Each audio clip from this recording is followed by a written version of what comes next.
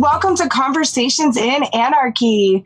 This is Catherine Bleish. I am this year's co-producer for Anarchapulco, and I am so pleased to be having another conversation with our tribe, with our community here on Zoom, Facebook, YouTube, Twitter, all over the internet, where our community at large is able to come together and really share some quality time, diving deep into really interesting topics every Tuesday. And today we have a topic that is possibly controversial, possibly sensitive, and it could be kind of loaded in some ways. So I just want to remind everyone that we are going to dance beautifully together no matter where we fall on the opinion spectrum. Today, I am joined, as always, by two of my favorite people, Angel and David from Anarchapulco. Would the two of you please welcome yourself? Angel? Hey, I am Angel Robinson. I am an anarchist, a recovering statist. I am the editor of the Anarchist Guide to the Galaxy, the editor on the Anarchapulco blog, and I am working with David to bring you free your family camp activities. I am all things philosophical, I guess.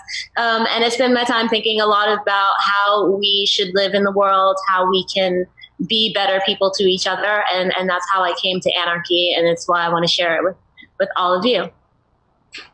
Right on. So happy to be with you all today. My name is David Rodriguez. I dream of a free world where there's peace and voluntary relationships happening every day throughout. Been attending Anarchapulco since the beginning. And as Angel mentioned, helping produce the family camp stage. And I want to empower families and parents to remove their children from the compulsory school system and start pursuing their passions and their dreams and live a life that they love. I'm a principal of a private school that does accelerate graduation. And I'm so happy to be with you talking about this important topic of life and choices and freedom. And it's going to be fun. I hope you guys all join us. Awesome. Yes, the education portion is so important because our little people are the future of this planet, and it really matters the decisions that we are making today for them on their behalf.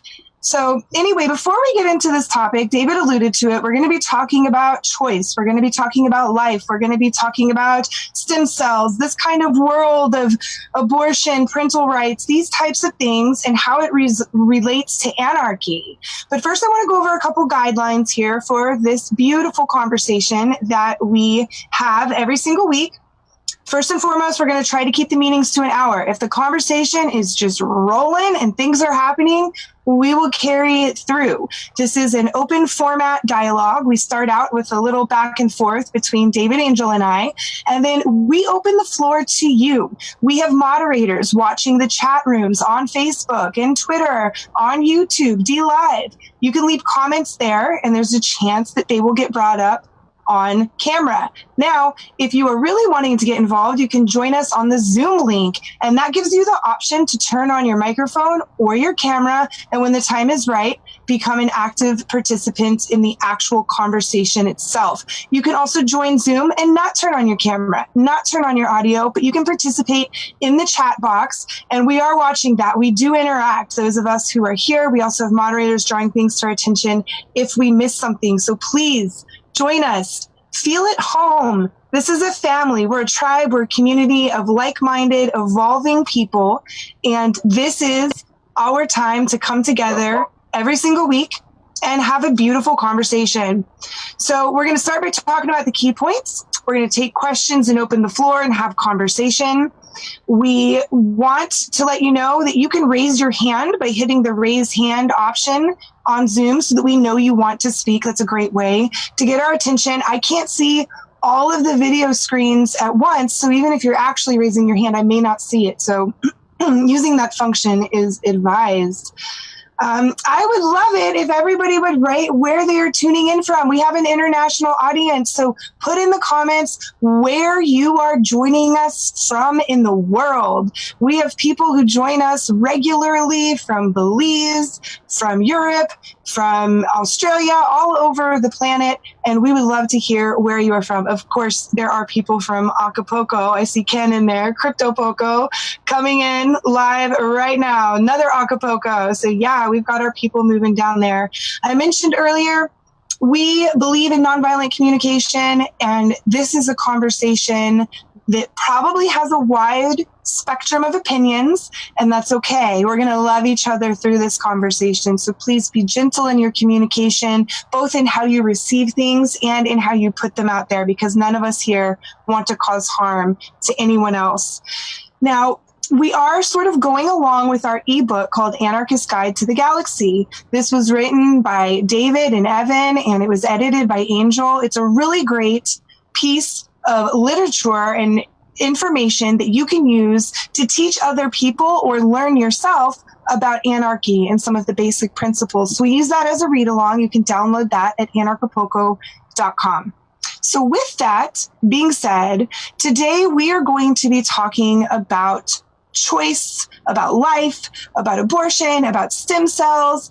And we're going to keep this kind of loose because we're not sure where the conversation is going to go.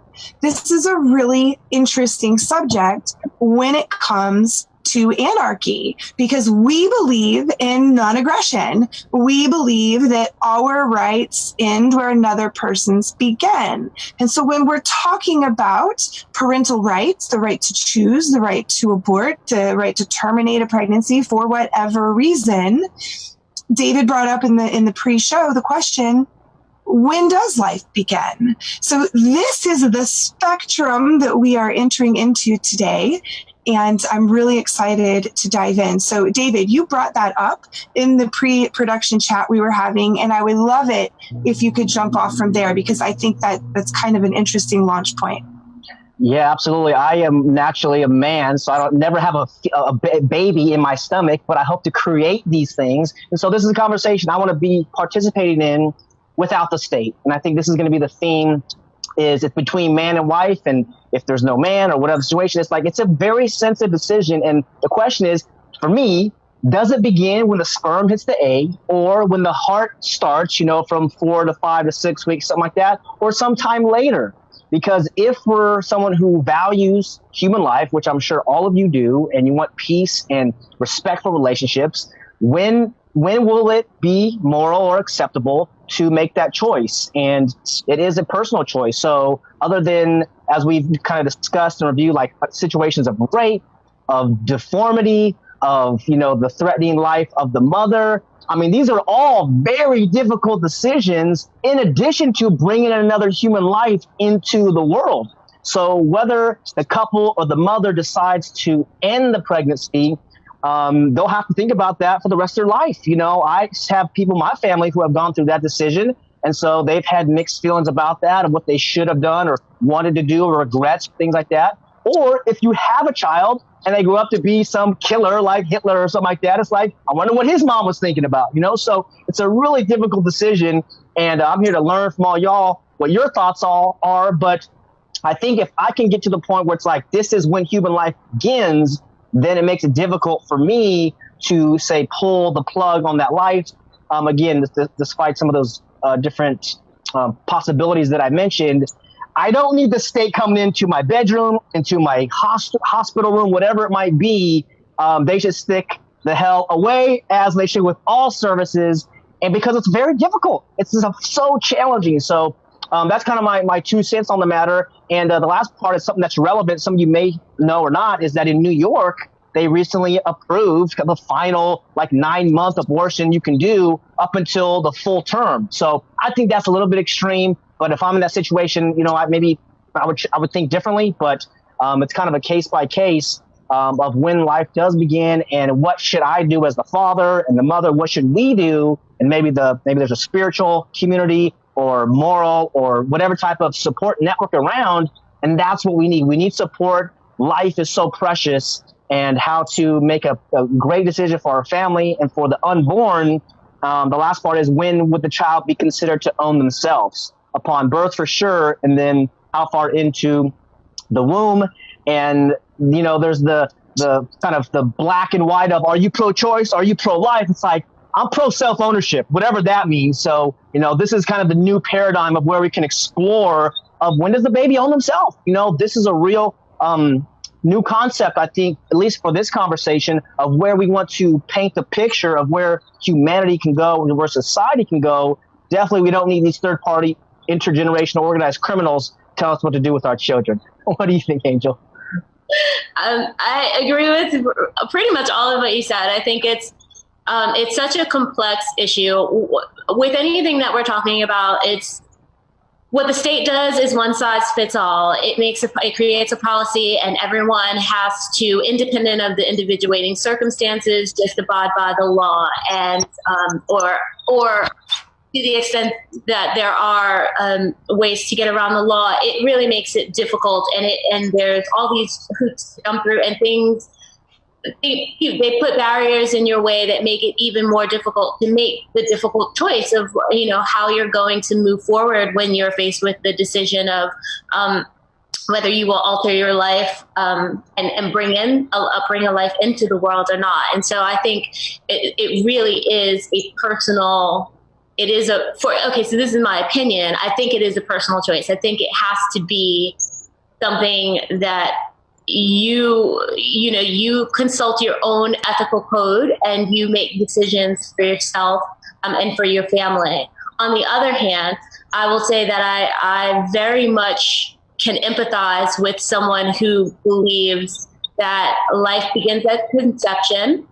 I can empathize with the idea that, because even if you say life begins at conception, what we as anarchists will say is that you do have a right to use self-defense, right? And so now, well, if life begins at conception, can I use violence against someone to stop them from ending that life? I think, I can see how you can travel many different ways and come to different conclusions. And I always like to empathize with people who really do have a different perspective from the one I have, and put myself in that position. If I believe I'm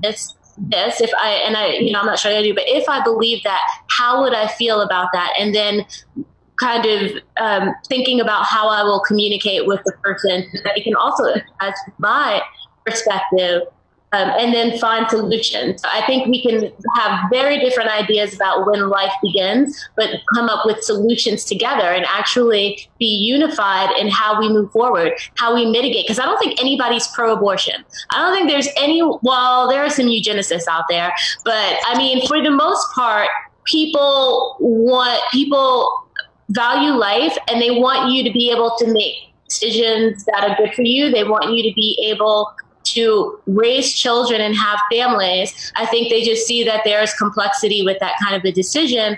And so I think for people on either side, or no matter where you are in the spectrum, I think what we can do is come together to figure out how we mitigate the problems that might lead someone to make the decision to terminate a pregnancy, because usually there are reasons behind that. And so that's kind of where I like to go when talking about this kind of a thing, right? The debate about when life begins. I mean, I don't know. I don't know. Or what life is, or what a soul is, or what consciousness is, or when it starts to become relevant. I don't know. And that's really going to be very subjective to whoever you are, depending on your experiences. You're going to believe something different. And I don't want the state coming in and pitting us against each other and forcing us into a war about it, when generally speaking, without the state, we would kind of live and let live and not involve ourselves in the personal lives of other people. I love that. And David and Angel, I just want to say, I feel really appreciative about the way you both are communicating right now. And I hear a lot of questions being asked. And that was something we talked about on a previous episode when we talked about how to talk about things with other people during the holidays and times like that. And I hear a lot of questions being asked, and they have me thinking right now. I mean, truly, when does life begin, and when does a human being own themselves? And when do other people have the right to intervene? And I think something that's coming up for me so far in this conversation as it relates to government is when people's decisions are forced. And to me, I think that's probably a baseline where we can all agree that nobody should be forced to abort a child. Nobody should be forced to be sterilized. And I would venture to say that in a lot of circumstances, nobody should be forced to not do something either, right? Like, as sovereign human beings, we do have the right to make our own choices. Now, are there consequences to the choices we make? Yes, no. But we've been reading some interesting news recently, and I think one of the most interesting was this ectopic pregnancy Ohio bill, where basically if there is according to The Guardian and other news sources, I haven't read the actual bill, but if there is an ectopic pregnancy, meaning it's not viable, it's the fetus has been implanted in the wrong place, a doctor has to then re-implant it by law. So to me, this is really crossing into the line of force. Right now, we're forcing doctors to do things that may or may not even be medically possible, let alone medically sound. But it's taking out the right of the doctor, because I think in many instances, if there were people making a choice to, for example, terminate a pregnancy too far along to where maybe the life would be viable on its own, I would imagine doctors would say no. But here we are right now, 2019, crossing in to this area where doctors can't say no, right? And so that's really interesting to me. And this opens up a whole can of worms, because we can talk about the mother, we can talk about the family unit, but there's also the doctors. And at what point do doctors begin to back out of the medical establishment and stop participating? At what point do they quit doing what they're doing, the good that they're doing, because they're being forced to do things that maybe they aren't comfortable with? Do their lives matter too, right? Don't they have a right to make those choices, to do that or to not do that? I don't know if anyone has any response to that specifically, but kind of just thinking here. Yeah, it's the state, once again, taking the decision away from you and your doctor. And I do not want to gloss over the article. I read that article too. I don't want to gloss over the fact that this bill requires doctors to perform a procedure that is not a real procedure. This is just not a thing that is done. And it just goes to show you how stupid government is that these people get together and they're trying to create laws in fields where they have no expertise. They are, for the most part, professional politicians, and they deal in deals. That's what they deal in. They deal in deals, and they're not professionals who can make decisions like this or make laws that apply to everyone clearly, because I think in the article, I think the doctor said it was science fiction, right? He referred to this, and yet it's the law. I mean, that's what happens when you have, this applies to everything. It's like you have all of these politicians creating laws about economics. They don't know anything about economics. That Ocasio woman, she has no idea what she's talking about. Right. Bernie Sanders, no idea what he's talking about with respect to economics. Yeah. And he is just spouting stuff and in control of policy. And that's the problem with government. So I think always taking it back to wherever you are on the spectrum, the government is stupid. They're really stupid. Yes, absolutely. It is. And this is the evolution we're going towards. Some of you guys know this is the theme of evolve. We have to take it from the left, right, pro-life, pro-abortion, and to transcend it and say it's a personal decision. I think it's the one of the former speakers who spoke in 2017, the smart economist from Loyola University, Walter Block. I think he promotes the eviction type perspective, which is like, this is your body and there's kind of a predator or a trespasser in the body or something like that. So it's like, wow, what a perspective. Hey, that's his choice or whatever choice. But this third party that is coming into your bedroom to say what to do is the real issue. And they also have something like you mentioned, eugenics. There are programs to eliminate certain races. And I want to read you what Margaret Sanger wrote, just so you know what kind of ideas they have, because in 1931 or 33, there was something in Indiana called the Indiana procedure, forced sterilization of the, quote, mentally unfit. So this is when Galton, his ideas were starting to come around. where there are certain people that are better than other people. And this is what she said in 1922. She said, quote, Slavs, Latin, and Hebrew immigrants are human weeds, a dead weight of human waste. Black soldiers and Jews are a menace to the race. So this kind of brings in the extra fuel of, wow, giving your rights or your kind of moral thought process to some other organization is not smart. And so we want to help bring it back to, wow, if it's a difficult situation, then that's up to the mother and the father. But the state is this terrible organization. And if we can get throughout that, then we can understand where you come from, whether you believe in the eviction type philosophy or life begins at conception or, 2 months or 6 months or whatever you might believe. We can understand it that you want to make the right choice, as we all do. But where is that line, and what do you personally believe? I think might lead to the philosophy of like creating your own worldview. Like, what do you believe, and where is this decision have to be made? Well, between man, woman, or man, woman, however you decide, however you live your life. But it doesn't need this extra, rare, useless organization out there that just uses coercion and violence. We don't need those guys.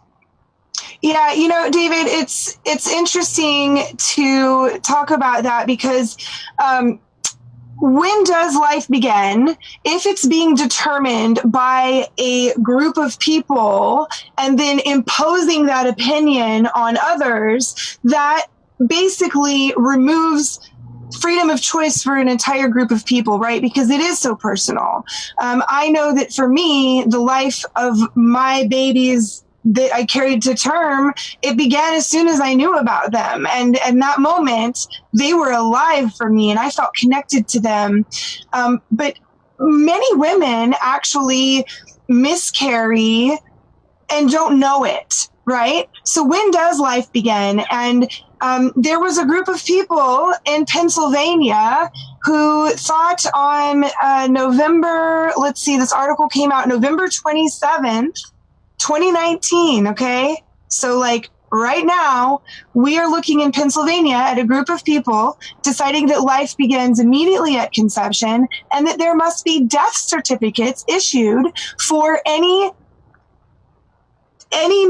fertilized sperm and egg union that does not even properly implant, if they don't implant.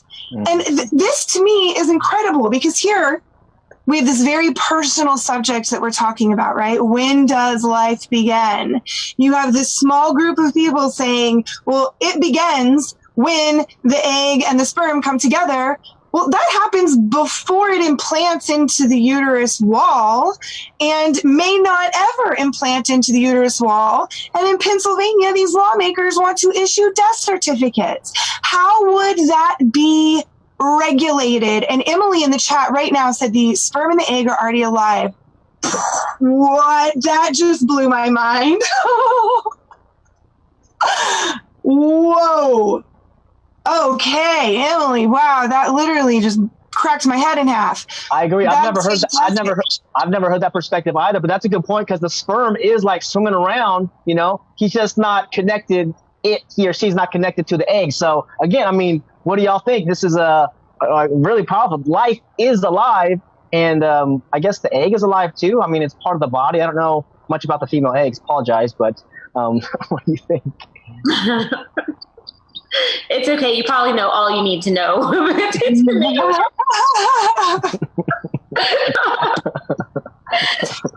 Well, Emily said life comes from life. And isn't that just the basis? In a previous conversation, we were talking about food and eating, and Misty, who is doing the retreat, she had said that, we live in this world where we eat each other to survive. It happens all throughout the entire planetary ecosystem, right? And what does that do? That's life creating life, right? That's life is the building block of life. And so how far back do we go in tracing life to determine when something becomes a crime? You know, is it when a baby can be born and survive on its own that aborting it would be criminal in a society? Is it when it implants into the uterus that it would become criminal? Is it when the sperm and the egg unite? Is it when the man ejaculates? Okay. You know, like, when does it become a punishable waste of life? This is a really fascinating question. And I think ultimately the bottom line always here is that this is not a decision for government. This is not a decision for one group of people or another. And, you know, the moderator's asking, why should it be punishable? I'm talking about in the context of laws and legality. I don't think it should be, right? Necessarily. Now, obviously, if somebody like deliberately stabs a pregnant woman who's about to give birth, and, you know, like, that is an intentional murderous act, right? And that's kind of a different topic here, but we're talking about the creation of life, and when is it okay to cease the forward momentum that's taking place. And wow, it's kind of heavy stuff. I definitely don't have the answers.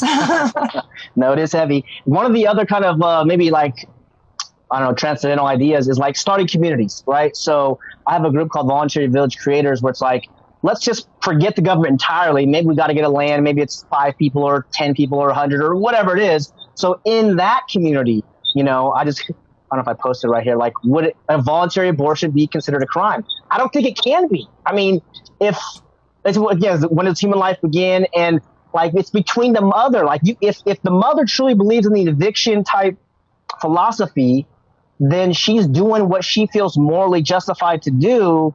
And then she's got to live with that decision. You know, as I mentioned, I have family members who had an abortion, and she knew it was a daughter. And then, you know, that's like 20 years ago or something. And now kind of lingering, you know, she has sons. She has 2 sons. But then, like, what about if I would have had a daughter? You know, so like, if somebody can be around her and advise her, whether it's, you know, you know, it's not a rape, it's not a threatening the mother, threatening the child. If somebody's around and say, hey, you know, I know you're 19 or whatever, however old you are, or you're 16 or whatever it is, you have the husband left, or you have no money, like, maybe, you know, might be the only chance. And it reminds me of Tupac Shakur, because I don't know if you know this, you know, of course, you know, he got murdered sadly at age 25.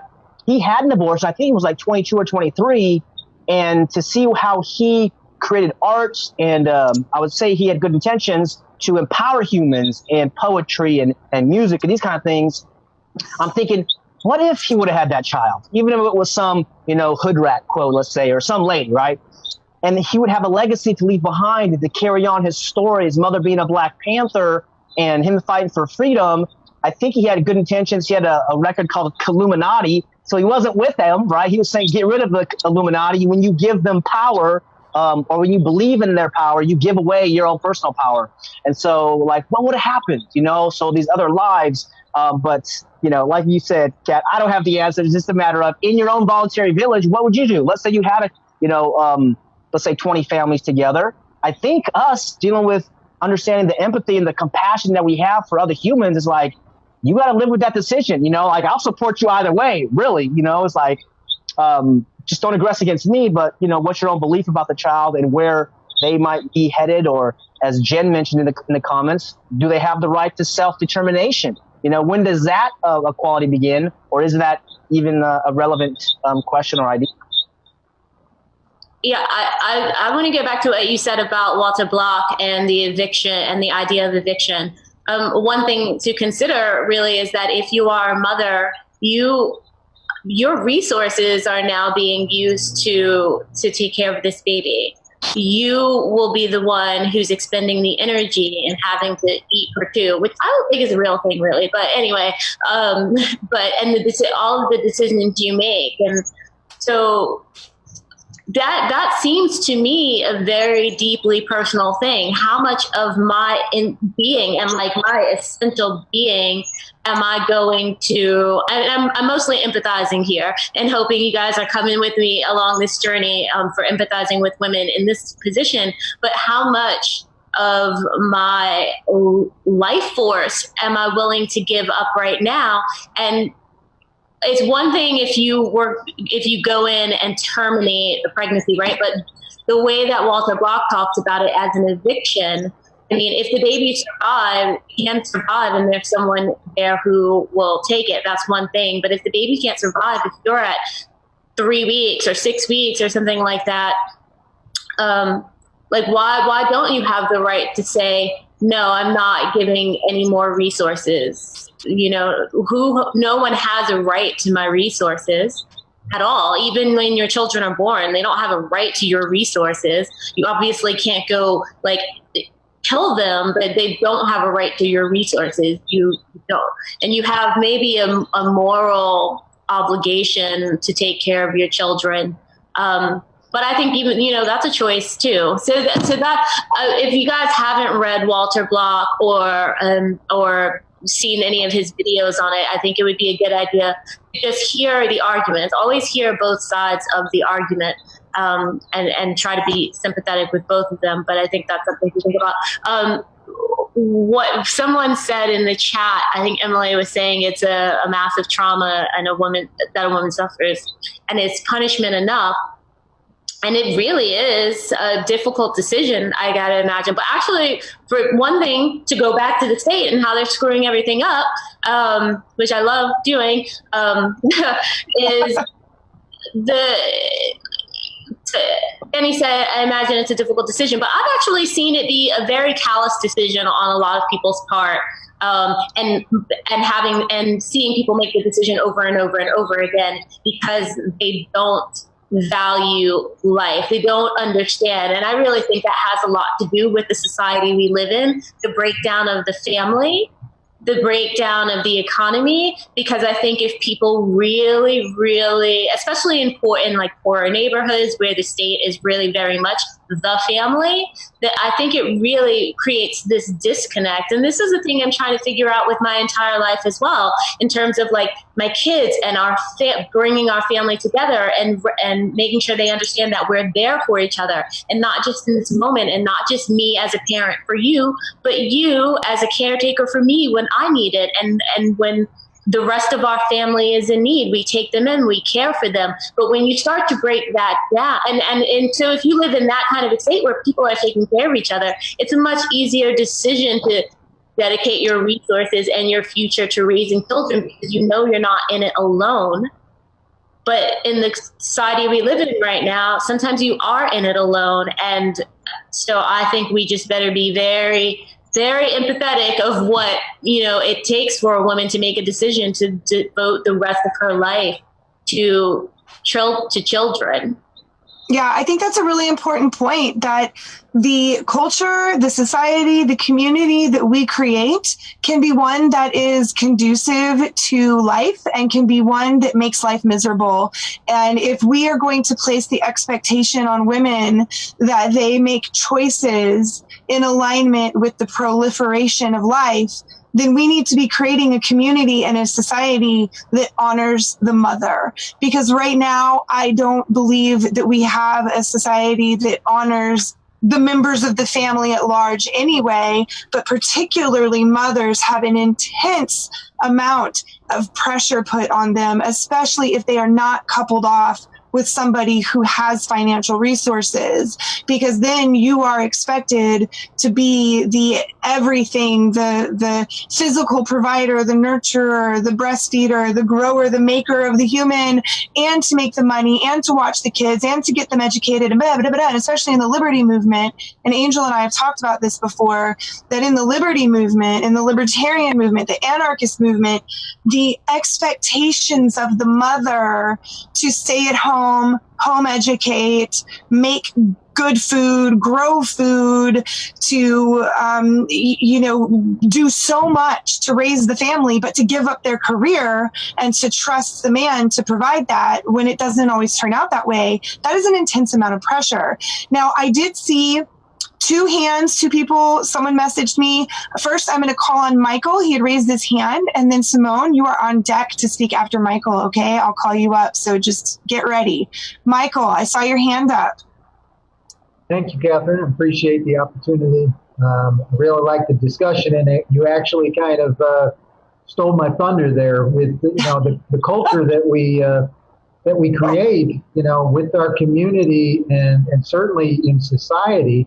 You look at society as the insane asylum that it is these days. Who in their right mind would want to bring a child into this kind of circumstance? You have to at least empathize with people that may question what they're bringing that child into, and if it is a situation in which they're doubting that that they can have any kind of opportunity to live a decent life, that's probably something that we should put in their hands, being a parent. And so I can certainly see how that point would come across, but at the same time, we have the opportunity to really change that paradigm when it comes to understanding that, man, we can make it so that, man, we just love the mother. We want to support the mother. We want to, because we understand how much that life means to the rest of our community, that person could be the next, Tesla or something like that. And we want that opportunity to have that person in our community and to raise them as, someone that can take on the best and bring forth the best things that we can offer from our community, and we can teach that to them and so forth. So if we come at this from a different point of view, if we can create that kind of environment and culture within our smaller community, we can change the paradigm where people have a difference, where they can really change the way that they think about what society is and what's possible for the future. Because really we do have to realize we're not on this planet forever, and our progeny is who we become. That's what's left of our representation on this planet. And I think there's got to be something for that. Yeah, for sure. My friend Alma, she always says that we should breed out statism. And I completely agree. But the more I move into my motherhood and watch our movement evolve in the creation of families, a lot of families were formed during the Ron Paul movement. People coupled off, they found each other, they were mad together, they procreated together, and now these relationships are crumbling. And it's really interesting to watch it happen, because I think having something in common to fight against doesn't necessarily mean that you have what it takes to create a stable foundation. And I know for me, as someone who experienced exactly this, I coupled off during that time period, procreated, we had something to fight against, and we began to fight each other. And if I didn't live in a converted school bus where I could park in tribe, in community with other families, I don't know how I would do it. And I long for the larger tribe. And whether that's, a neighborhood or a city or whatever it may be, I long to be with more than just one family. But without this one family that I cohabitate essentially with, I have my own home here. I'm in the Bitcoin bus right now. I don't know how I would function without the state, because I do try to walk the walk and live my philosophy, but there are no food stamps for anarchists. There is no support of that type for anarchists. And what happens when you make the choice to bring children into this world lovingly, and you make the choice to be a stay-at-home mother, and you make the choice to do the philosophically consistent things, and that all falls apart. There's no safety net currently, and I think we're in the process of building that now. But I think in order to breed out statism, we've got to figure this out. And for me, growing up in the United States, I look to cultures like in Europe or in Mexico, where families are very tight. They are very united. Multiple generations will live in one home. And I think when you start to create, like Angel was talking about, the destruction of the family, when you start to create strong community, it makes it possible for us to entertain the idea of breeding out statism. But until we do that, until we figure out how to function in an intergenerational, communal way of sorts, I know we're rugged individualists, we're anarchists, libertarians, right?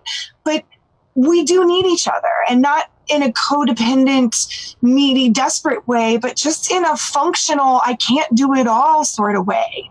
So I think that is super interesting. David or Angel, do you want to touch on this before we go to Simone?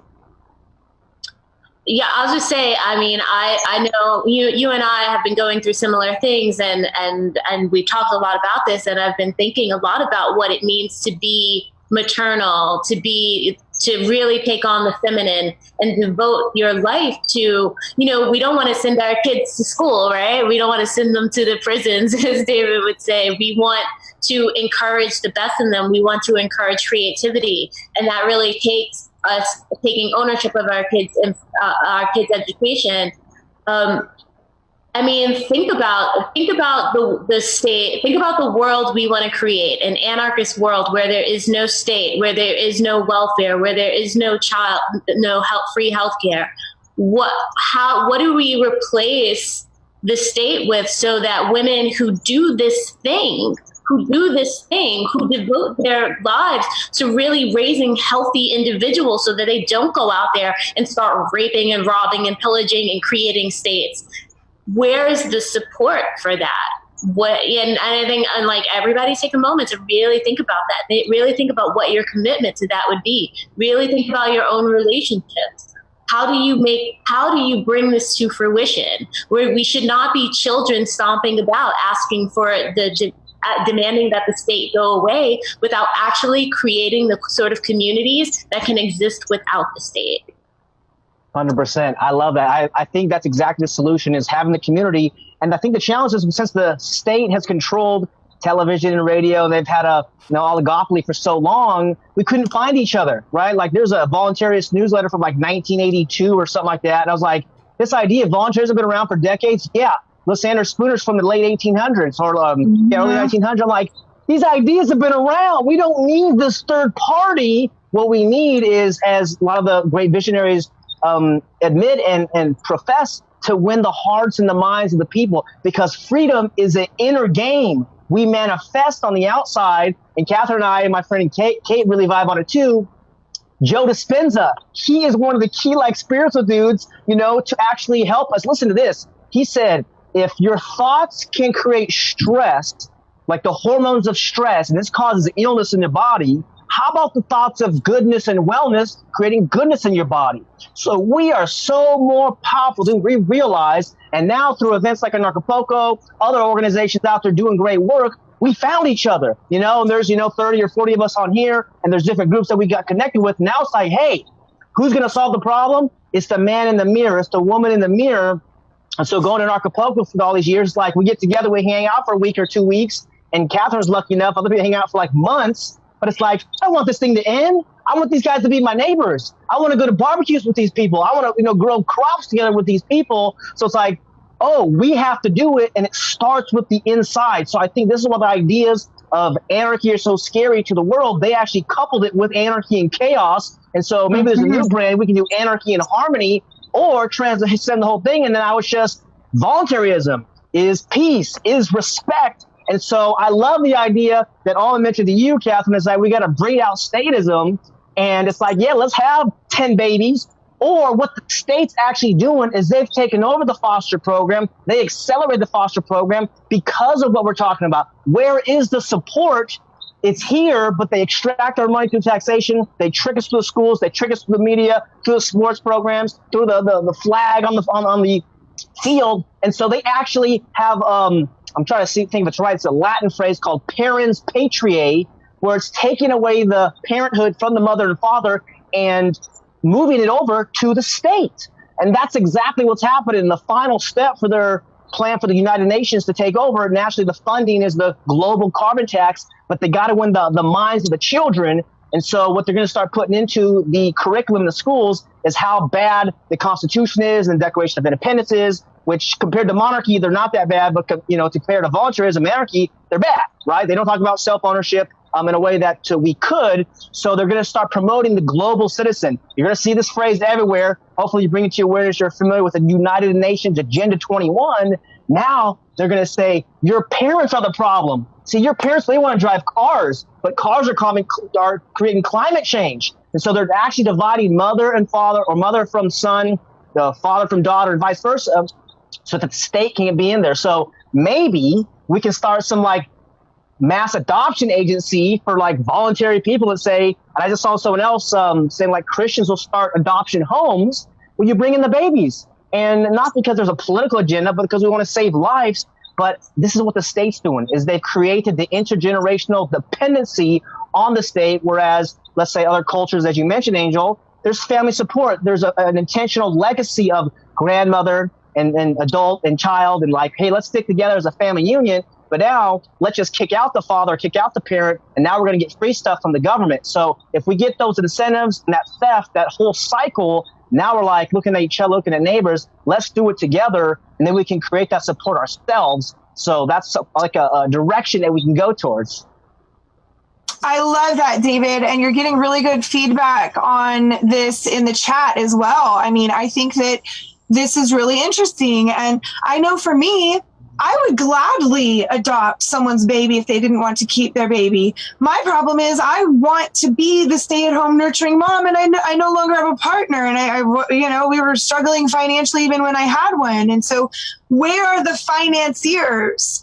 We've got moms in our movement, where are the financiers? Who's going to put their money where their mouth is and fund something like this in a non-governmental way? That's what I want to see taking place here. And, there's the church, there's all sorts of things. But here, I think we have a really unique community, and we need to start developing these types of things. Now, Simone, I know you've been patiently waiting. Let me see if you've got your mic unmuted.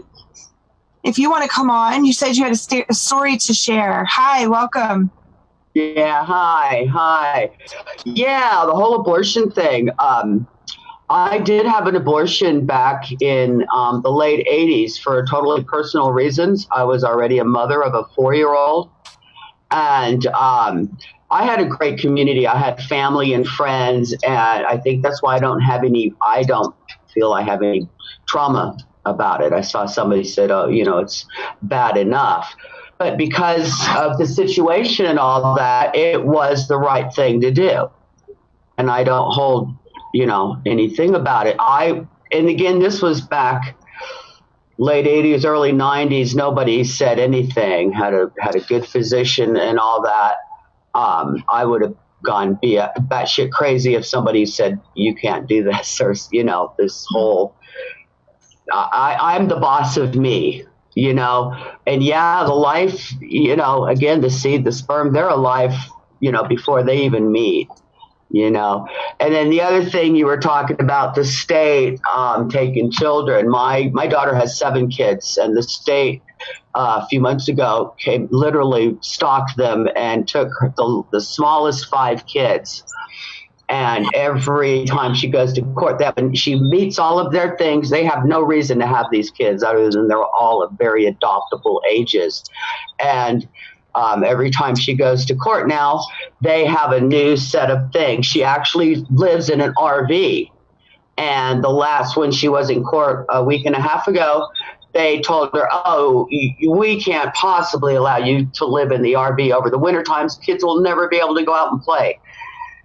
Just some really absurd things like that. So, yeah, getting back to what you said, Catherine, about, we need to build a community before we can, because some of us do need the state. I mean, my disability check goes to the bank, and I'm in Guatemala. I have to use my ATM card. So, until there's a foundation for us to rely on, we're going to have to do use what we can from the state that we need to. And until, again, there's a foundation that could cushion us or whatever, like you said, the food and the daycare, or, being able to, have the moms being home and raising these kids. It does take a village to raise the kids of good-hearted people, not the village that the state has in place, the daycares, the school, the whatever else they're doing. My daughter was homeschooling, but all their kids were all put in school now. Anyway, I just wanted to share that. It is a very personal, the whole abortion thing is very personal, and I don't think the state should have any say. I mean, there's probably some cases they should, but, for most people, I would feel most people are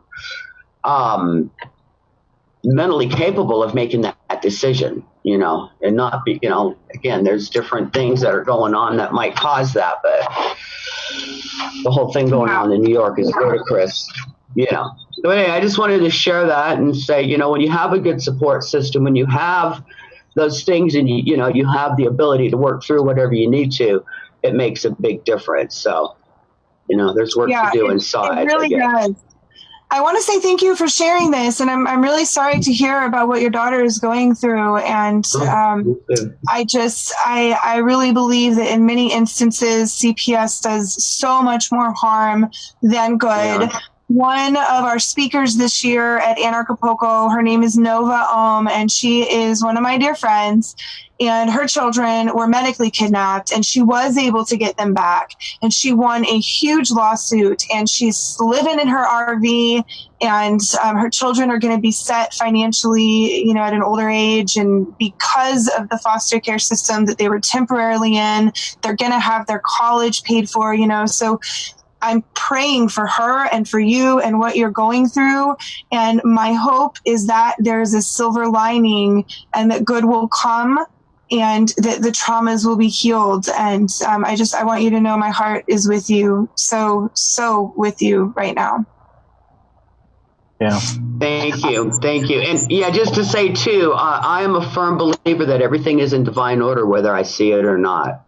There's only me and the Creator here. And the interconnectedness of us all, also, like, everything happens for a reason, and this happened 2 years ago, and she won a case as well. But no, we didn't stay in Iowa for that. But anyway, it is, and to keep a good perspective. And my daughter, she's pretty with it, so she keeps it on the positive side, and she's a fighter too. So again, we see something good out of it. For some reason, it's her thing to do. So absolutely. Somebody has to do it. Somebody has to set the precedent and get these things to change. So might as well be us. Isn't that the truth? David, I saw you chatting in the comments in there. I have a feeling you have something to say on this subject. Yeah, I'm so happy that you shared, Simone. And I just want to say it's great to hear that you're complete on the matter there for yourself, because I think as it relates to like helping people understand, some of these decisions can be preempted if we learn about, some stuff in sex education, right? Like this, I think what's happened with the schools is now the state's educating children about their bodies and how it works and these kind of things. And in Africa, like a lot of these people have like complete ignorance a lot of times. And I know Africa's like really genius too, but like in the villages, right? They don't understand how these, various diseases, gonorrhea or syphilis, these kind of things transfer. So they have all these kind of babies and such, and they don't know about what you call preconception, conceptual services. But like, so maybe it starts, because it's difficult, right? These are difficult decisions, but if you have that community, like you mentioned, and then having that education in the beginning of reducing the probability of having to make that tough decision, or if you have the community around you that you feel support about it, just because CPS, right? This is like CPS we're talking here, is they can come and like kidnap your kids. It's like, this organization, man, is super terrible. And I've had people say, well, they've done some good. I'm like, okay, they might have done some good. I haven't seen it. So if there was a family or some kids that were suffering and they pull them out, okay, God bless them and that. But ultimately, the state is this criminal organization, use coercion. And so perhaps in the beginning, maybe there's like a voluntarist type sex education agency that can be created, or a platform or something where these types of ideas are discussed. And if a young girl has sex early or whatever the situation is, then they can have a community to talk to and get some understanding about it, because a lot of times parents are going through their own statist or religious doctrination, and they aren't the safe person to talk to. Like, you want to have such a trusting relationship between the daughter and the mother or the father, where it's like, hey, I had sex and I'm 15 or whatever it is, and I'm going to come to you. I need help, versus like, oh, I'm going to disown you, or, like give a full backlash of being like an abusive type, authoritarian type parent. So if there's a relationship between the parent and the daughter, maybe there can be a peaceful, complete decision made that's like empowering. It's not fear-based, and it's actually, this is what I want to do. And then if you choose to make that decision, then you can feel complete about it, versus like if your parents force you to do it when you're 17 or whatever it is, you're under this roof, you're not going to have any babies from that guy or something. It's like, no, I wanted to have that baby, but you guys forced me. So how to understand the value of life, and then to make an empowered decision with support, the community, I think, is a really great idea as well. And David, I'm really interested in this voluntary sex education that you're talking about, because I definitely grew up in the public school system, and I went through sex education. It sort of like broadsided me in fourth grade. Like, what are we even talking about? This is so intense for me. And it was all like gonorrhea and syphilis and bad, danger, danger, danger. And there was no like beauty, creation, life, just the angle that sex and life and children were presented to me through the school. And then you add in the angle of the church, where it's just like, no sex until marriage, the end, and it's a beautiful thing once you're married. Well, I don't have enough information here, like I don't understand what I'm supposed to be doing. So I'm personally really interested in this idea, and I would hope that somebody out there in this world would jump and run with it in some way, because I think it's greatly needed. Yeah, I think Michael might have something to share. If you want to share about what you got going on, Michael, I think Catherine invited you. But I think, like, for me, just going through Anarchapulco and understanding self-ownership and personal responsibility, right? I mean, these are the big, like, heavy responsibilities of, like, this is my life. There's nobody else out there. I got to take a look in the mirror, and my left and my friends and my right, and maybe some family. But, like, it's up to me if it is to be. So this is the empowered and I think the natural evolution of understanding that you are your own, as I think Simone's mentioned, I'm my own boss, or I own myself. It's just me and the creator. I think that type of mindset is super empowering, whether you believe in a creator or you believe in evolution, whatever it is, you and the source, or whatever's making your heart beat right now, whatever you believe in, but not outsourcing the protection for your neighborhood, not outsourcing the education for your children, all these different things. It's going to come from us. So like these 30 or 40 people watching live, hundreds of thousands of people are going to watch it later. It really is up to us. So if you have some solutions, we got to do it. Maybe you'll find some people on the online community. There's an Anarchapulco group. You'll meet us there in Mexico, or there's other groups, in Vegas and various places, around the country, around the world. So you can find the people, but it ain't going to come from Trump or Biden or Hillary or Bloomberg or the mayor, the governor, or the county. These people, they might have some little incremental solutions, or are they Band-Aid? I think the idea is the Declaration of Independence says we just declare ourselves free, and now we're free. Not asking King George for permission. And I think if we can get some support, get some community together, they didn't do it by themselves. There wasn't one person on a mountain saying, we declare we're free. These guys got together in their meetings. They said, give me liberty or give me death, right? It's like they lock the doors. They say, we got to decide this, like it's coming. We got to be free. We're not, no taxation without representation. We're paying 3% stamp tax. This is outrageous. And now it's like 50%, 50%. And people are just like, oh man, we'll put a new puppet in there. So I think just that idea of the community is us, and I have a lot of hope through you guys, because I've met many of you in your life and online. It's like, these are good humans. I got hope in these guys. And so maybe, Michael, you want to share about what you mentioned. You said called Local Dynamo. I don't know what that is. And if you want to take a few minutes here and share that, I'd love to learn more about that as well. Sure. Yeah. My particular feeling in regard to this, I've always been one that really loves community, and I've wanted to always promote community. And that's why I kind of started the Anarchapulco 24/7 365 group, is because I wanted to make this, community 365 days a year, but I feel like one of the things that I think people that have been to Anarchy, something in which, it's that week is like, a year's worth of living in regard to just the connections and all the possibilities and the energy that people bring. These are all things that are really natural to us in our kind of natural state. And when we're given the opportunity to be free, and when we support each other, we can become this dynamo of energy that can deliver a lot more in regard to what really is the product of that kind of freedom is what the United States experienced. Because it's, if you've read the book, The Discovery of Freedom, and I highly recommend it to everybody that gets a chance. You can get it free on Mises.org, I think. So check that out there. But, it essentially outlines how, for all known history, people really didn't make any improvement in their well-being up until we had these few points in history where people and enough community got together that people actually felt free and felt like they could do and had the responsibility to do things the way they wanted to do them, that we really had advances in technology. And certainly in the last 200 years, much of that experience is a result of that freedom. Unfortunately, as David has pointed out, like John Taylor Gatto has pointed out in his books, that is what the elite called overproduction. And they wanted to get rid of that.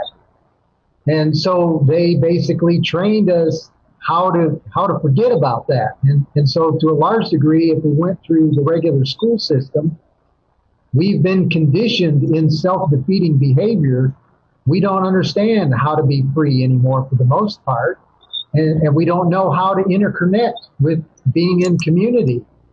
And so that's something that we've got to relearn. And so that's kind of what my project is about, is kind of creating the circumstance where we can, come together, kind of fund a endowment that's essentially a community endowment. And the first project is to essentially build an application that allows us to collaborate. And I've got quite a few businesses interested in being partners in this, so that we can build a local economy and build a model that we can demonstrate at Anarchapulco for people that come, that we can show how to build a community and how to give people the opportunity to see that, like when it comes to transactions, everybody is kind of trained that, you got to pay cash for everything. But we can do all kinds of other things like barter, and we can gift, and we can share, and we can do favors for people. And all of these things are opportunities that if we recognize those transactions in a way that can build each other's reputation, we can really start to see that everybody has value.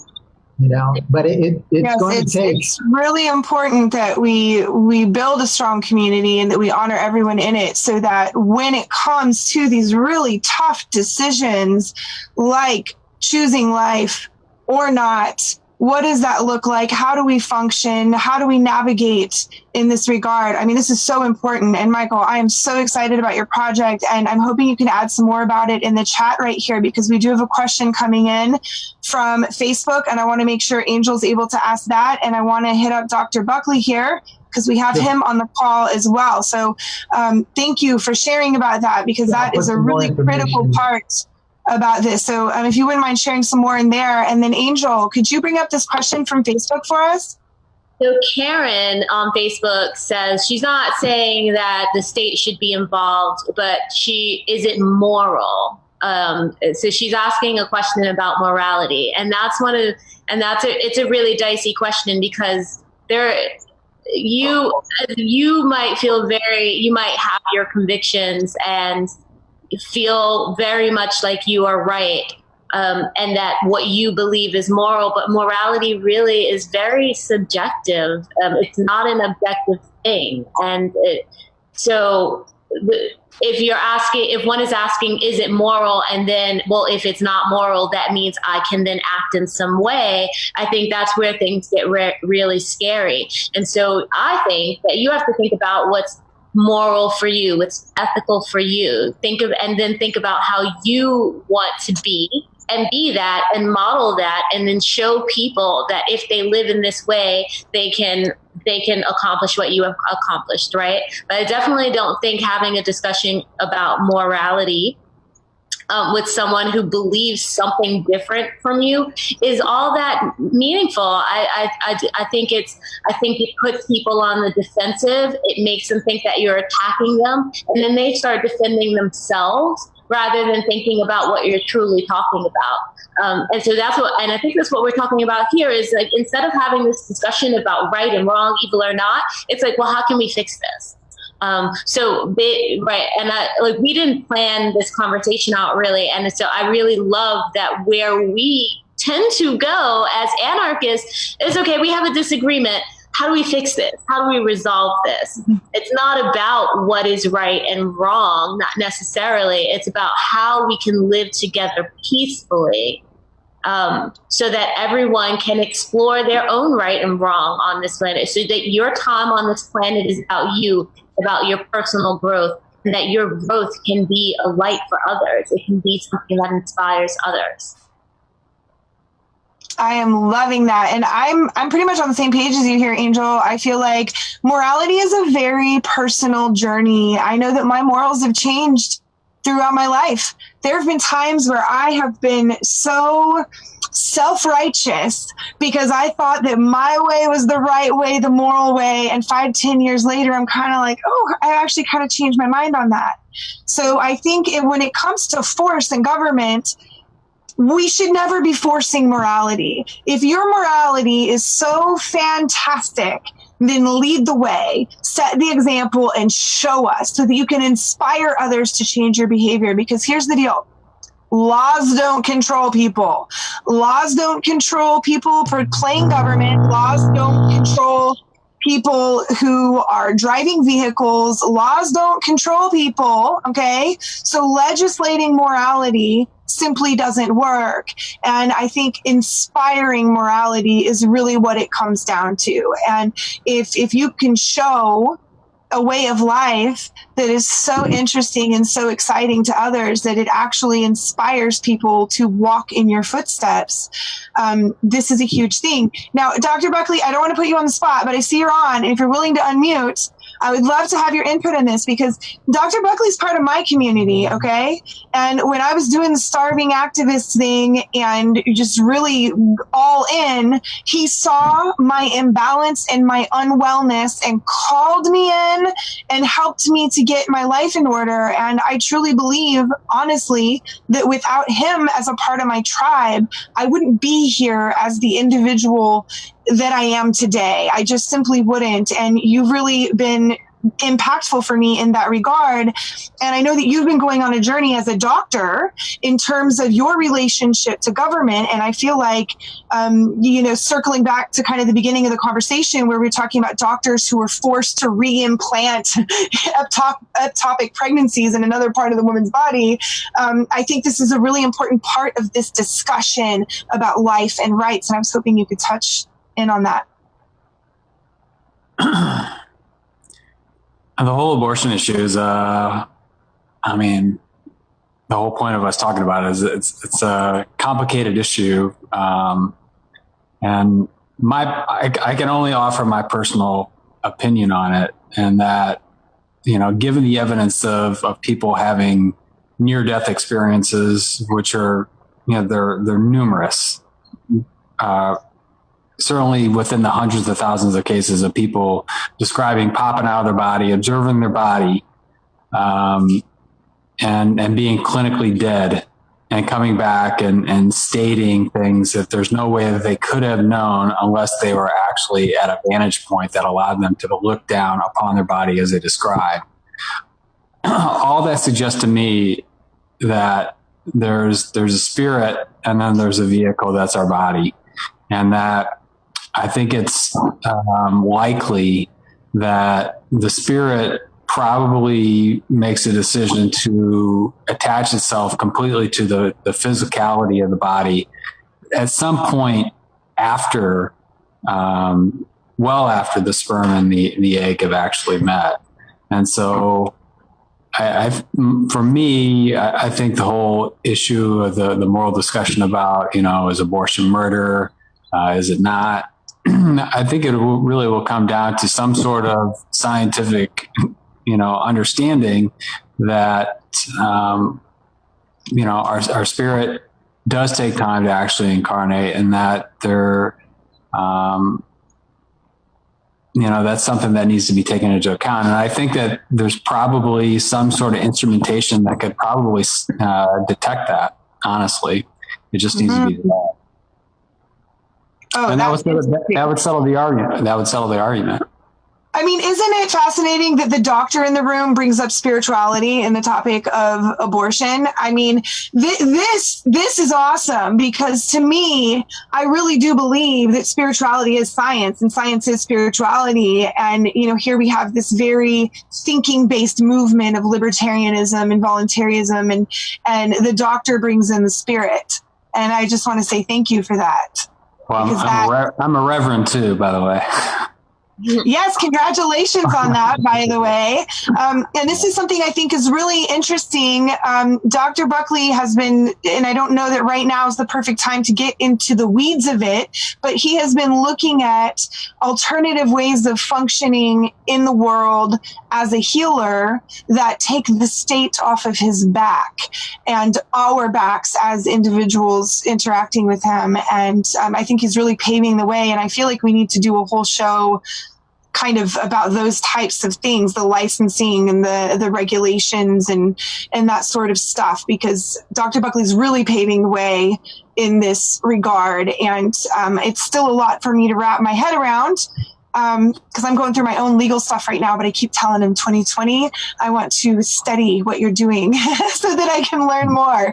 And Emily's saying, yes, let's do a show on that in the future. So we can note that down as something we want to talk about moving forward. Angel, you had messaged me that you had something to say, and I don't know if it was piggybacking on to what Dr. Buckley just said, or if you're wanting to shift gears. Oh, yeah, I'm going to shift gears a little bit, because, again, where anarchists, although David said something earlier, and I'm not sure I want to define myself, but like as against the state, and I really like voluntarians. We might have to start having that discussion too. But anyway, what I shifting back to the state and the ways in which it should not be involved. One of the things I find most insidious about the state being involved in any of these decisions is that they use it in order to divide us. This, the debate between where they give us very few choices, and then you have to pick what side you're going to be on. So take a position on abortion. Which side are you on? And now you have to vote and accept wholesale the entire platform of a group of people because maybe abortion or the right to life or the right to choose is your issue. And I really hate that. I really hate that we become these it's like cable, actually. It's like you got to take all the shit that you don't want in order to get the one thing that you do. And that's the way to a continuation of really bad policy is if you can't pick and choose, if you can't individualize, that's how we end up always supporting the sorts of things that we don't agree with. And that's why the anti-war movement, which, once was that was part of the Democratic platform, why it just completely went away. And none of the people who were so very, very anti-war were up in arms because there was all this other stuff, the right to choose. And so now that the Democrats are no longer anti-war, particularly politicians, their voices just go away because now they've moved on to thinking about the right to choose. and accepting that those Democrats who are now the Democratic politicians who are now supporting that position, they're also very pro-war, right? They're also for being in countries all around the world and bombing countries all around the world. And so that's what I don't like about it, is it creates this division between us, and it creates this fog from which we can't really see. Well, not we, obviously we can see, but I mean, which people have a hard time seeing through because they get really passionate about these topics. And they get really passionate about these topics because the government is telling them to be passionate about it, telling them to take a position, and telling them that the enemy takes an opposite position. Right? The government is really insidious in the way they force us to communicate. Well, they definitely create polarization where there maybe doesn't need to be. And I think on this topic, here's a question from Emily, and she says, her question is to anarchists who are okay with abortion. How do you tie up the belief that we must respect others' bodies and their humanity and right to life and safety and freedom with being okay with destroying another person's body and life? The two, to me, are mutually exclusive. And to that, I want to piggyback on to what Dr. Buckley is saying here, is that we don't know when the spirit enters the body. And Angel had brought up at the beginning of the conversation that, a child growing inside of a mother is taking her resources, right? And so where is that line between mother and child? And none of us here have the answer for that. And Dr. Buckley was saying maybe at some point there could be some sort of technology that can determine when the soul has entered the body and it has moved from a clunk of cells and into a sentient being. And maybe there is an exact moment where it goes from black to white, and maybe there's not. Maybe it's gray. And so for me, for anarchists who are okay with abortion, what does okay with abortion mean? For me, it's not something that I want to do unless it's absolutely required. I want as many babies as my body can produce. I mean, I love children. I love being a mother. It's beautiful for me. But with that being said, I have had to make my own choices in the past, and my friends have had to make their own choices in the past, and I understand the dilemma taking place. And sometimes it's not about right and wrong. It's not about black and white. Sometimes people have been raised in such a way that they have literally been trained to be ashamed of being pregnant. And so there was a conversation earlier in here about, even just having a baby and giving it up for adoption. I mean, going through a pregnancy, you can't hide it. Everybody knows, right? Everybody knows. And so as a woman, you are on full display, and it may not be black and it may not be white, but it is a really difficult decision.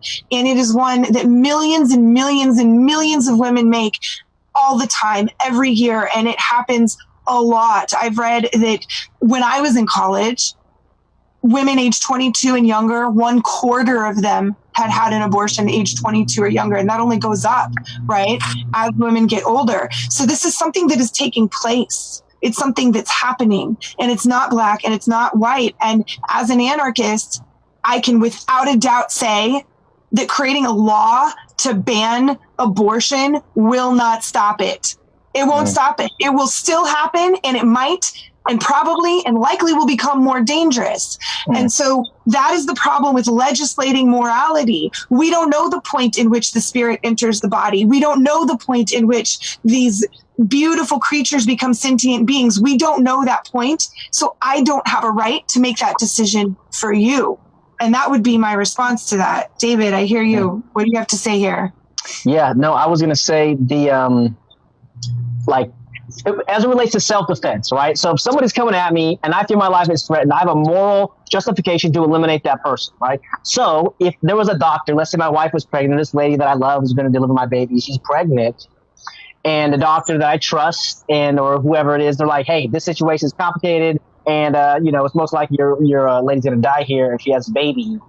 That seems to be an easy decision for me. I want this lady to be alive, and have a life or a relationship with her versus the baby. And so this goes back to what we mentioned earlier about the eviction type philosophy. So again, if somebody believes that this is it's like a trespasser in their body, then they can morally justify it to themselves. Whatever they believe in, it might not be something that you or I believe in or anybody else, but if they believe that's their right or that's morally justified, then they can make that choice. Because, I was raised in a religious home, and so there was only one way. And then you get out in the real world, you're like, oh, there's like a million different ways, right? The phrase is, how many ways is there to skin a cat? A million, right? So there's no one size fits all. So as one of you fine ladies mentioned before, to look at the issue from both sides and actually all sides. So it's not just over like a coin. There's like so many different angles, at least 360, maybe more, but you can look at it from a different angle. So maybe I'm ignorant or maybe you're ignorant, but the great Socrates said there's one thing that I know, that's that I know nothing. So I think come to the subject matter of super humility of like saying, I'm trying to do right. Help me, my friends, my community, my family, whoever, I'm trying to do right and I need support. And that criminal organization that uses coercion and violence, intimidation against me, I don't need your help. Thanks. I don't need your force upon my life, I think is the key point, because how do you like force your morality in other people? They have a right to their life, their travel, their liberty, and their property. And so where that line is for you, you got to decide. And to keep this third party, nameless, authoritarian, superstition, religion, institution out of our lives, I think is the key thing. And then have support around us. I think that's also really important. Yes. Don't let the state divide us. No divide and conquer. I mean, that's what Angel was just describing, right? And as long as we allow the state to infiltrate our society, our community, our way of thinking, our academic institutions, everything that we do, they're going to keep us fighting, because as long as we're fighting each other, we're not looking up at the state and seeing that they're actually the oppressive thumb that's squishing down upon us, right? Which really, do we need to fight them or just step out of the way? And that's really what I like to advocate for, is just moving out of the way and doing something else and not participating in all of that. So, I think it's really important. It keeps circling back to community, right? And not legislating morality, and really allowing our moral direction to be a beacon of light as opposed to an iron fist, right? Because if we are trying to force others to live the way that we think is best, we are actually infringing on their rights and we are violating them. And even on topics like this that are so sensitive and so nuanced and so variable, right? I mean, every single one of us can have a different situation and circumstance and background and upbringing that leads us to make a specific decision. And so to honor that in each other, I think is really, really important. So I would like to put a call out for final feedback and questions. And if there's something you want to say, unmute yourself or raise your hand, leave a comment in the chat here. Our moderators looking on Facebook and YouTube as well, because I feel like we're really reaching a beautiful place here of, love really is what it comes down to, is that we don't have all the answers and we can't dictate what the solutions are, right? Because we're not the bosses of other people, but we can do our best to deduce what is real and what is moral from what we know. And I think that's just a beautiful thing. Yeah, as the moderators just kind of check up the final comments here, I was just going to say this conversation is so awesome and peaceful for all you guys, because you have a moral compass of, nonviolent communication and peace and respecting the individual right. I don't think I could have this conversation with some of my religious family or friends or people out there, because it's only one way. And this is the one topic that there's a lot of gray areas. And for me to impute my morality onto you is a violation of your self-ownership and your rights. So I just want to just chime in for that 2 seconds that it was really awesome and peaceful. And I think we can progress and evolve positively with this group of 30, 40 people and maybe 30, 40,000 people next time. Well, Well, isn't this what this is all about, right? Here we are having this very public conversation through all of these different platforms, and there are so many opinions coming through, and everyone is being so loving. And I think this is how we become beacons of light, and this is how we show others that there is a way to find a solution, to have a conversation, to have a dialogue without being authoritative and without bullying one another and without putting each other down or name calling or dictating how people should behave. I mean, I think it's absolutely beautiful. I love being a part of this community, and I am just so grateful. So I'm not seeing hands raising. I'm not seeing chats coming in. I do want to let everybody know that Dr. Buckley is one of our sponsors this year for Anarchapulco, and he is going to be facilitating a practitioner space where there are all sorts of different healers coming that can work with you on a variety of modalities to help you get your health in order. Dr. Buckley, could you take 30 seconds to 1 minute to give us a little overview of what you're providing for this year's event? I'm providing a smorgasbord of alternative health to help anyone who's looking for a better state of health to come on in. And we're offering stem cells. We're offering IV nutrition. I've got some of the best body workers you'll ever find coming to join us. I got practitioners that do various forms of really effective, very powerful, energetic forms of medicine. So I would just, encourage everyone to listen to the interviews that we've done so they can get a taste of who it is that we're bringing in and what we're offering. I don't think those have been released yet, but they will be soon, I know. So it's a great opportunity. Anybody that's looking for a better state of health, should definitely look at coming. It's going to be amazing. So last year on the health and wellness stage, there was a huge demand for people to be treated by the speakers and the doctors and the practitioners that were up on the stage. And so we have worked really hard to create this opportunity to bring our speakers, our practitioners, the people who are healing the world with the people who need it the most. Now, Dr. Buckley, there is a question here in the chat about the stem cell therapies. Would you be willing to expand about that a little bit, maybe where those are sourced and what that does? Yeah, well, we get those from Vita, which is a stem cell provider that's located within Mexico. They are the largest stem cell provider in all of Latin America. They've been doing stem cells the longest in all of Latin America. They have certification that is the equivalent of the FDA in terms of their standards that they meet for those that are concerned about such a thing. And the stem cells are not taken from aborted fetuses. If anybody's wondering about that, they're actually derived from umbilical cords. And every stem cell that's sourced is screened for a variety of pathogens or illnesses that we can be nearly 100% certain that they're free of any contaminants that would cause any problems.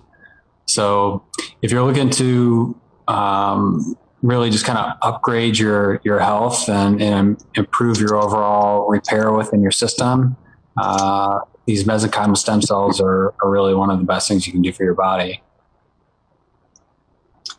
Yeah, awesome. I've been hearing a lot about stem cells. I'm really interested in this. I feel like there are just phenomenal things that can happen. Luis Fernando Mises, who is also one of our speakers at Anarchapulco, he recently went down to Mexico and had stem cell therapy. He was bit by a brown recluse just like I was. And he's about a year and a half ahead of me on his healing journey. And he said that his recent experience with stem cells has completely transformed his health and his body. So I'm really interested in learning more about this myself and participating in that because stem cells really can help to repair your body in so many ways. Let's see here. So did we have anybody who had anything else to chime in? I think that was kind of sitting there asking about. Go ahead. I'll throw in a little bit more, Catherine. Number one, again, I just want to thank everybody for taking the time to come out. And man, I am really enjoying this whole thing that you guys have put together this year. I think this is really an important part of really getting people in the right mindset in regard to being ready for Anarchapulco and really getting this thing off. You know, being the fact that we're going to have 10 days and actually I'm trying to encourage people to come a little bit longer. So on each of the end weekends, I'm going to be having some things going on as well. I'm going to call it the Anarchapulco experience. But, you know, I think we really have this opportunity to really, you know, draw from all this talent and invite all these cool people and the ability to share all this knowledge. It is going to change our lives, and this is just an opportunity to kind of get people ready for it, you know. And so, man, you guys are doing such a great thing. Shout out to Ken and David and Angel and, you know, all you guys that are just keep bringing it all the time with all the energy that you do. Thank you. You know, much respect. Thank you. Yeah, it's really awesome being here, a part of this community. And thank you, Michael, for all that you do. It's really important for each of us to be here showing up and participating. And truly, I want to say thank you to all of you because this is the highlight of my week. I really, really love it. It's a lot of fun. So I'm feeling like this is a good time to start winding down. Angel, David, do either of you have some closing statements on this topic of life, choice, abortion, the state, and anarchy? Yeah, I just love you guys. I really do. I love the way we communicate. I love that we could all come together. And I'm hearing different perspectives, that I'm hearing them really voiced in a way that is conducive to building and not destructive. I'm so proud of us. I'm so proud of us. And I'm glad we get to share this with the world. So yeah, thank you so much. Makes me want to have some babies. Yeah, me too. Yeah, I echo that too. I got a lot of love for you guys, and you guys are the visionaries of humanity. You know, so we've talked about many subjects in the previous weeks and months, and guess what? Once we make the state obsolete, we will be responsible, as we are, to resolve these kind of problems and questions and challenges. So, just as people ahead of us, Sanders, Spooner, Murray Rothbard, you mentioned the book there, Discovery of Freedom. I haven't read that yet, but these kind of authors, they put it out in the text form. We're communicating in video format. I think in the future, you know, as YouTube goes away because they're censoring some of the good people out there, there'll be other video platforms we can upload and communicate and have a conversation about this. But it is winning the minds and the hearts of our children and our children's friends or grandchildren, or this is intergenerational solution building I think we're doing here. So this is probably the most divisive topic on earth, but we handle it with such love and humility, and I think unity, despite it being so polarizing, as you mentioned. So we can do it, you know. So however we do it, through art and comedy, or written word, or video, or audio, and you guys start your podcast, or whatever, we can do it. We have this great foundation of morality and sincere intention to create the world that we want to build and live in. And you guys are going to do it. We're going to do it together with Anarchapulco and any other organizations, associations that we're building, that you're building. And I have a lot of hope in the future. Looking forward to next week. So maybe, Catherine, you can share what is happening next week before your closing comments also. Totally. So next week, we're kind of keeping in the same general kind of scope of conversation. We're talking about anarchy and sexual relationships. So this is going to include traditional, alternative, polyamory. what is an anarchist relationship and how does that work? We have the little saying on our slide here, consensual is sexy. And I'm loving that because I agree. And boy, consensual can get quite sexy, right? So we're going to talk about that and what that means and how do we function in an anarchist world with sexual relationships, with marriage, with these types of things. It's a really interesting conversation, especially for those of us who have been through marriages that may or may not have been good things, or relationships in the past, or tried different types of relationship building. So this is going to be a really, really interesting conversation. Now, Emily's asking in the chat, she's going to be in the wrong time zone next week, and she is wanting to know if she can catch up and watch the replay. Yes, these are always available on Facebook in the streamed version as well as YouTube, and then we actually upload an edited version as well. So you can check both of those out on our Facebook and YouTube channels. I'm sure that they stay up on DLive as well. I don't know about Twitch. It's not a platform I'm very familiar with, but if you come to our YouTube channel or our Facebook page, you can for sure catch those replays. I also have them going on the Homestead Guru Facebook page. So with that being said, go ahead. And I also want to say you can go to anarchapulco.com and check out the blog, and all of the videos are also posted in those blogs. Yes, absolutely. So we post little announcements, then we go in and retroactively edit them to embed the posts. So thank you for that, Angel. I really enjoyed this conversation. I think it is a really important one, and I have a lot to think about. This conversation here with you tonight has really got my gears spinning, and it has me thinking about things in a new perspective. You know, when does life begin, and when do my rights begin and end in relation to a child that is growing inside of me? This is a fascinating question. I think we all agree that the state does not have the right to come in and tell us how to function in this regard. But when we are talking about ourselves, there is a moral dilemma and a question that we need to be asking ourselves. And so having support and community and people that we can talk to openly without being shamed, without being chastised, without having names called or fingers pointed, that is invaluable. And that is the infrastructure of a voluntarist free society. That is what we need right there. It comes down to communication. So I'm very grateful for the way this conversation went and all of the thoughts that are coming through my head. I'm going to have to do some journaling tonight. So with all that being said, these conversations are even better in real life. And I'm sure you know that, right? They're fantastic when we get together, we're around the campfire, at the turtle party, we're hanging out at the pool, we're down at the beach, we're sitting in the audience, we're standing on the stage, we're sharing our ideas, and we get to vibe on one another. And that is why I am here, because I love Anarchapulco. I love what it does for me as an individual, and I love what it does for our community. It is just one of the most fantastic experiences of my entire life. And like Michael alluded to earlier, yeah, I spent some time there. Maybe it was David. I've spent many, many months there, 8.5 of the past year. And they were the best 8.5 months of my life because the people I was around, the culture I was immersed in. I love Anarchapulco. So if you are wanting to attend this February, the ticket prices just went up. Hotel rooms are still for sale, and you got to get in on these before they sell out.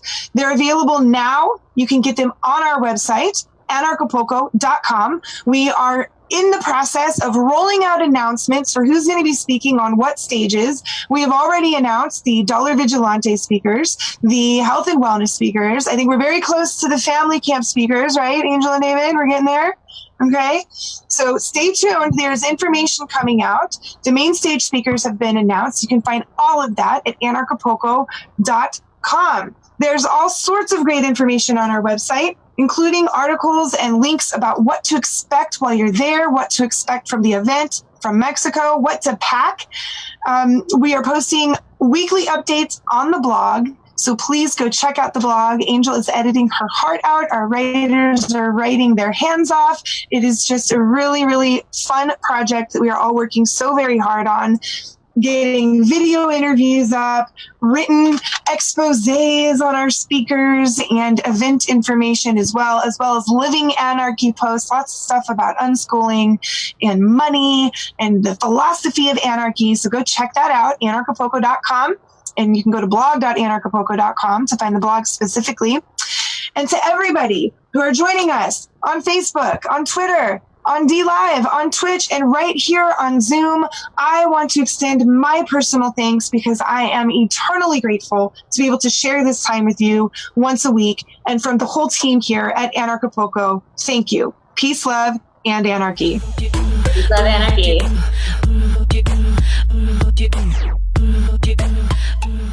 Anarchapulco, it's so hype, I'm trying to tell ya. This the event of the year and best vacation ever. Ron Potter, Jeffrey Tucker, just to name a few. Get your tickets, you don't want to miss it. You should roll through. Talking politics to health and self-improvement to investing. So many things, not one thing. Learn how to live life unchained, yeah. 4 days vibing on the beach, time to connect. All about growth, way more than a conference. This is Anarchapulco, yeah.